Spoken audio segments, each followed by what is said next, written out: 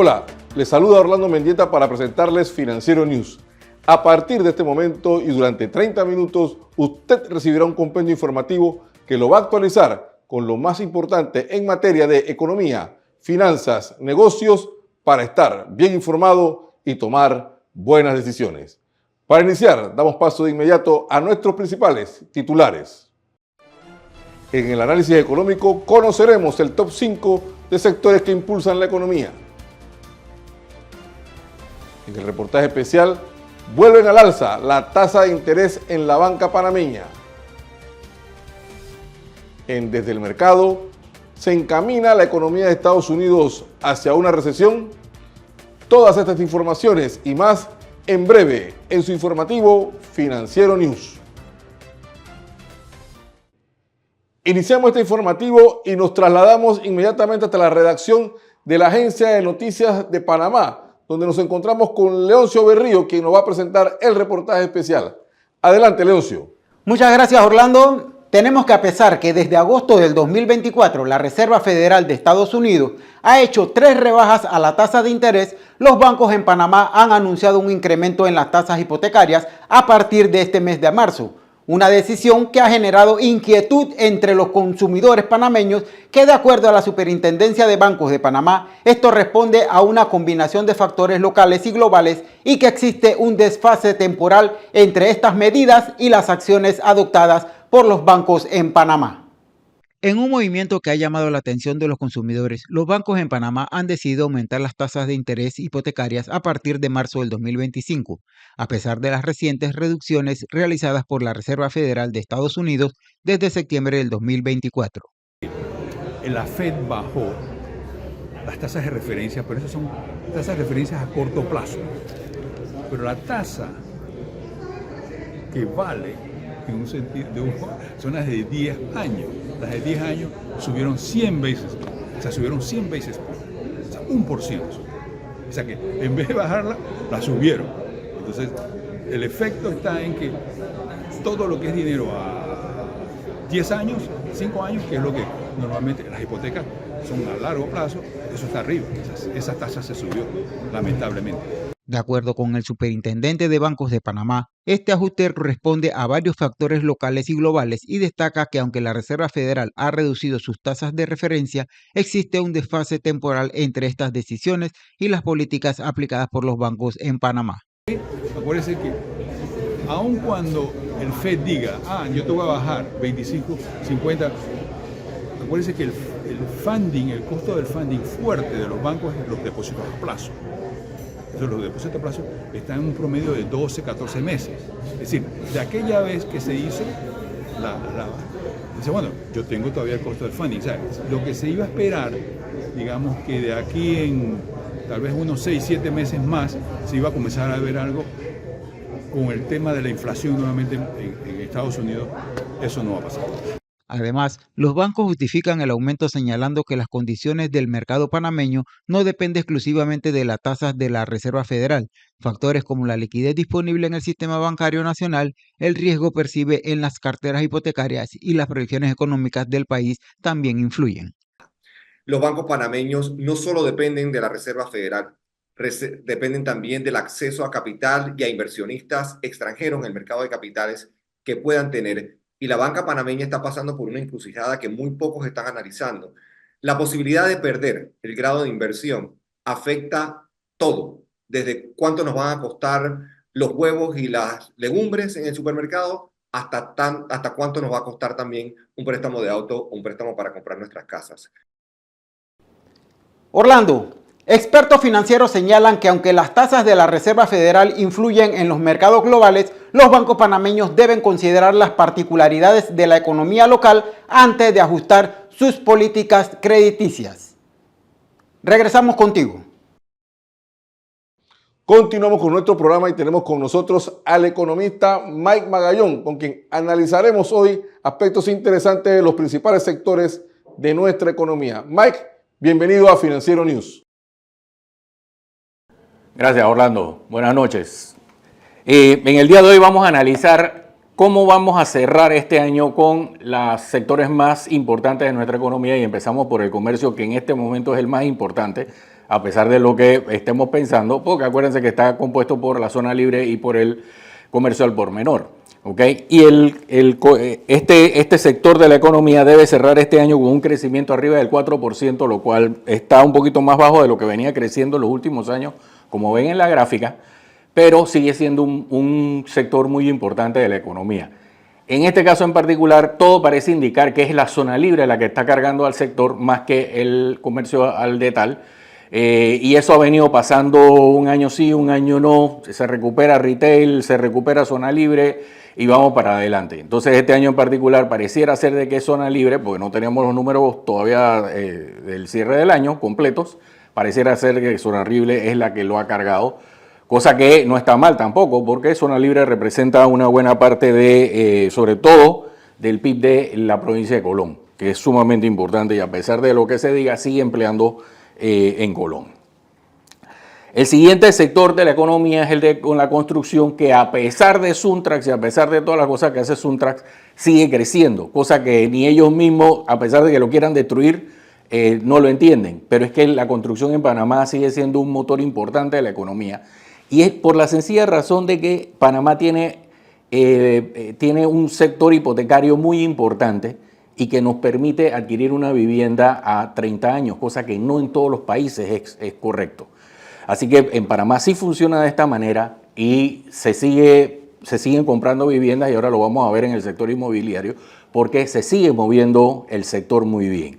Esto también lo demuestra los números de movimiento de cemento gris y de concreto, que son muy importantes porque ese sí es movimiento actual del sector versus los permisos de construcción, que los permisos de construcción no necesariamente es lo que indica que el sector va para arriba o va para abajo, porque el permiso de construcción se pide con antelación y no necesariamente que te den un permiso hoy lo vas a ejecutar mañana, sino que lo ejecutas todavía hasta 5 o 10 años después, como estamos viendo en este momento, de que hay construcciones que se habían parado inclusive antes de la pandemia y ahora, después de 5 o 6 años, es que se están recuperando.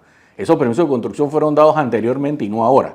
Así que para que vean cómo este sector realmente por permiso de construcción no lo puedes analizar. El siguiente sector importantísimo es el de transporte, que es donde está metido el Canal de Panamá.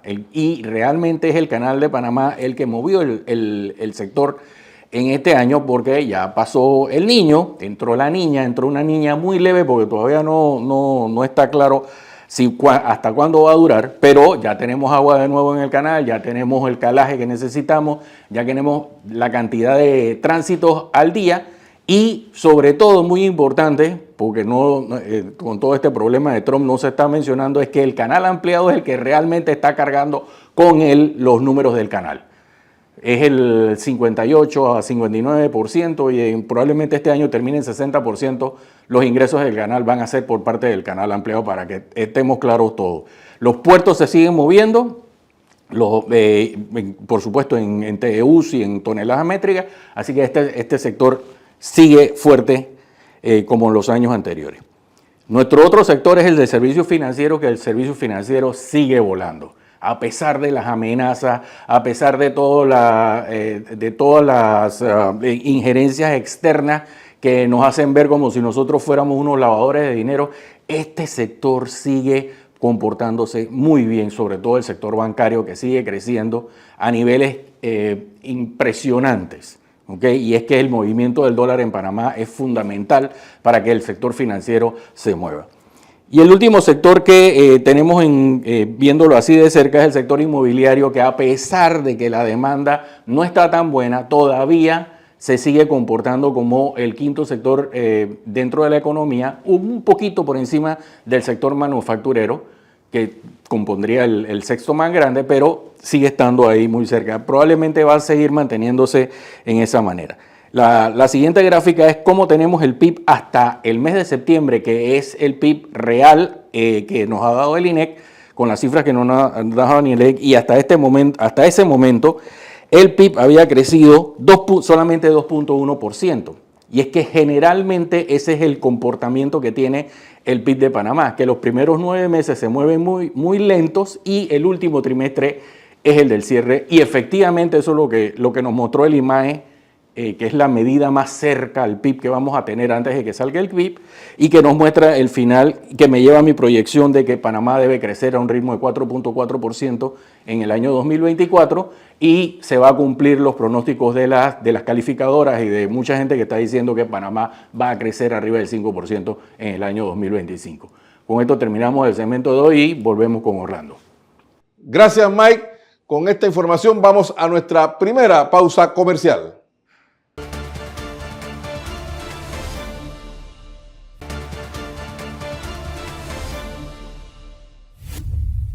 Estamos de vuelta y vamos ahora con Simón Navarro, especialista en consultoría financiera y de bienes raíces, con quien hoy vamos a conocer un poco más de la eficiencia en cómo manejar nuestro crédito hipotecario. Simón, bienvenido a Financiero News.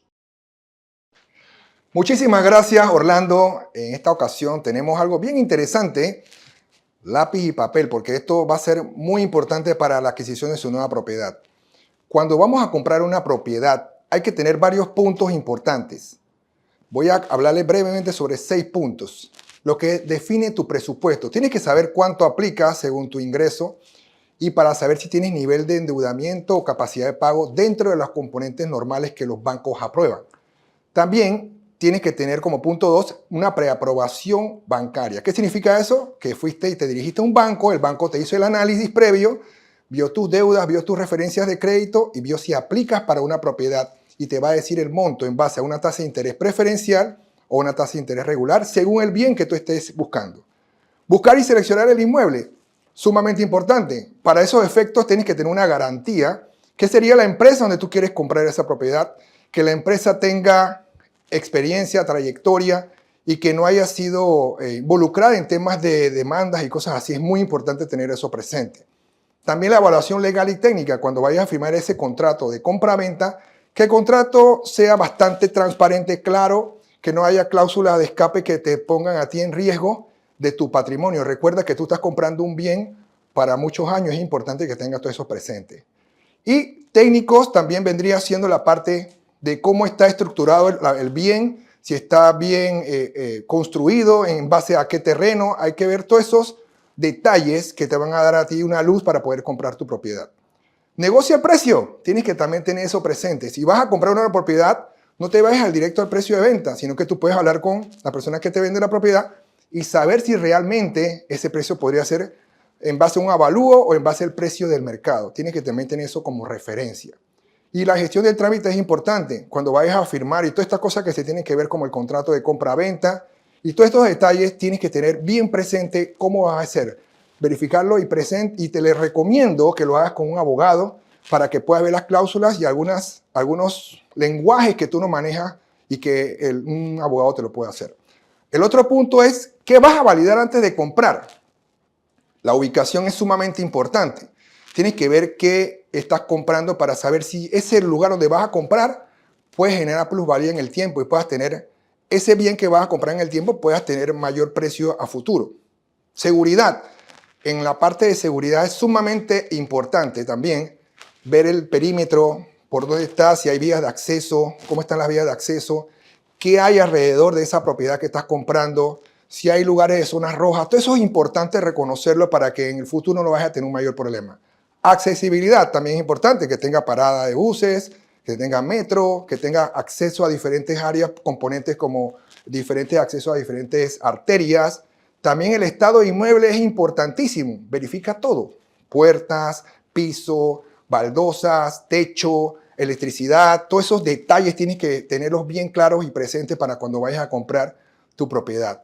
Y por último y no menos importante, la tasa de interés. La tasa de interés es sumamente importante saber que si tú tienes un precio de interés regular, la tasa va a ser más alta. Brevemente te voy a explicar por qué sería así. Si tú compras una propiedad que vale $70,000 con interés preferencial actual en estos momentos, la tasa de interés sería de 2.25. Si compras una casa de $70,000 o apartamento, tú tendrías que tener un enganche normalmente que los bancos piden del 2%. La tasa de interés sería 2.25 a 30 años y tu cuota sería de 12,3,11, pero tendrías un ingreso de 657,78 para aplicar con tasa de interés preferencial. Ahora bien, si compras una casa o un apartamento con interés regular, el escenario cambia completamente. la tasa de interés sería de 6.75 y la letra sería 407,58 aproximadamente. ¿Qué significa eso? Que tu ingreso cambiaría drásticamente a 1.400 a 1.500 dólares mensuales. Entonces, ¿qué es recomendable? Que la compres una casa con interés preferencial si no tienes ingresos altos, y si tienes esa accesibilidad para comprarlo, compra con interés regular. Así que muchísimas gracias y estamos para la próxima ocasión en otro segmento importantísimo. Saludos. Gracias, Simón, por tus comentarios. Avanzamos con nuestro informativo y ahora lo dejamos con nuestro segmento de logística y marítimo.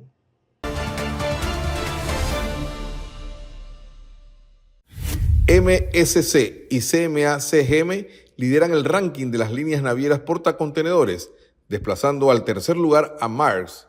La flota de CMA-CGM, incluidos los buques que han sido ordenados, suman unos 140.000 TEUs más que su rival danesa. El primer lugar lo mantiene la naviera MSC, superando a la flota existente de CMA-CGM y de Maersk juntas. MSC desplazó a Maersk del primer lugar en el año 2021. Desde que arrancó el año, la naviera francesa ha mantenido su apetito por nuevos buques, colocando pedidos de nuevas construcciones en astilleros chinos, optando por pedidos de buques con combustible dual de 18.000 TEUs de capacidad. En tanto, la naviera danesa se ha mantenido con una flota que oscila entre 4 y 4.4 millones de TEUs. En tanto, Evergreen acaba de superar a la japonesa Ocean Network Express, situándose en la sexta posición, mientras que Wanhai, también de Taiwán, entra en el top 10 desplazando a Yangmin.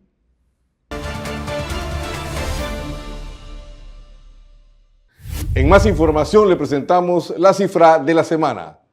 La cifra de la semana es 8.000 millones de dólares, el total de fondos destinados por la Autoridad del Canal de Panamá para inversiones en los próximos 10 años.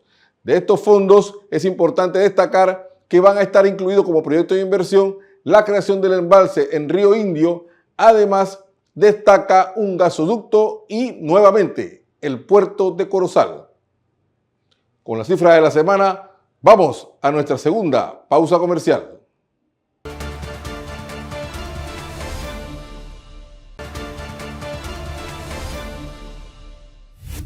Estamos de vuelta y nos vamos hasta Miami, donde se encuentra Alberto Bernal, director de estrategia de XP Investment, con quien analizaremos cómo están los mercados tras los últimos acontecimientos internacionales. Alberto, bienvenido a Financiero News. Muchísimas gracias por la invitación, un placer estar contigo como siempre. Alberto, la pregunta que se impone es la siguiente: ¿está Estados Unidos camino a una recesión? Pues mira, yo sigo pensando que todo depende de cuánto tiempo más se mantenga este nivel de incertidumbre sobre la política comercial del presidente Trump. ¿Por qué te digo, por qué te contesto de esa forma? Porque el primer trimestre va a ser casi imposible que Estados Unidos tenga crecimiento negativo. Mi número es más o menos 1.5, 1.7. Y la forma como tú declaras una recesión es si tienes crecimiento negativo en 2 trimestres seguidos. Entonces tendría que ser el segundo semestre, el segundo trimestre y el tercer trimestre. O sea, solamente para septiembre sabríamos si estamos en una recesión o no estamos en una recesión. Yo pienso que Estados Unidos se está desacelerando porque la Reserva Federal para eso subió las tasas de interés, para que la economía creciera menos, porque los norteamericanos gastaron muchísimo ex post la reapertura de COVID. Pero no creo que sea un hecho inequívoco que vayamos a ir a recesión, a menos de que este nivel de incertidumbre tan alto que existe hoy con la política comercial del presidente Trump a futuro se mantenga por varios meses más. Ahora, ya hay mucha preocupación en sectores empresariales, sectores agrícolas, por todo este escenario que se está generando con el tema de la inflación, con el tema pues de una economía que está en un carrusel de sub y baja. ¿Qué escenario se puede ver exactamente en Estados Unidos con todo esto? Pues a ver, aquí hay dos formas de ver esta situación. Hay dos clases de analistas. Unos analistas le ponen más énfasis a los riesgos inflacionarios de las tarifas y otros le ponemos más riesgo a los riesgos de desaceleración económica atados a las tarifas. Te voy a explicar por qué. Orlando, supongamos que tú tienes un negocio en Tallahassee. ¿cierto? Tú importas de México, importas de Canadá y exportas a China, por decir algo, y vendes parte de tu producción en Estados Unidos. Haces una autoparte muy específica. En este momento, Orlando, tú no tienes ni la menor idea de dónde estás parado.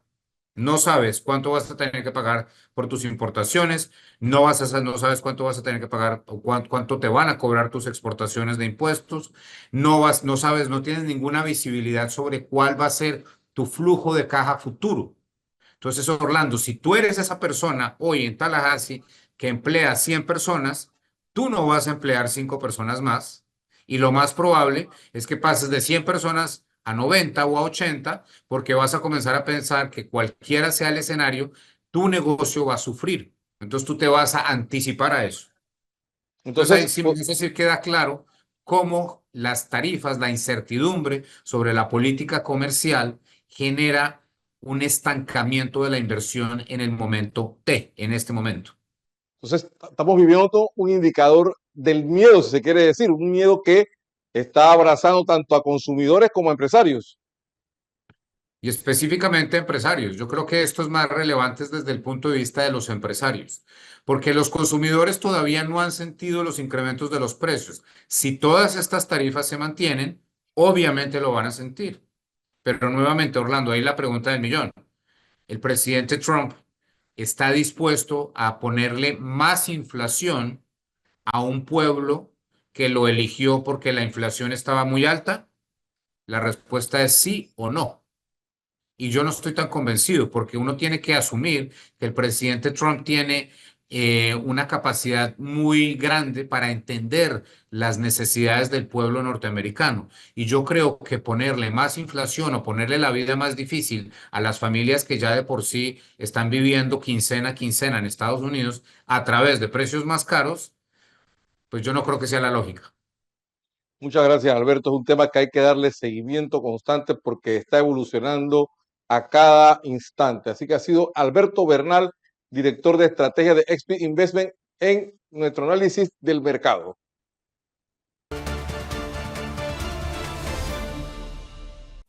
Continuamos y hacemos contacto nuevamente hasta la redacción de la Agencia de Noticias Panamá con nuestro colega Nicomedes Frías, quien nos presenta el resumen de noticias nacionales. Adelante, Nicomedes. Gracias, Orlando. Estas son las informaciones.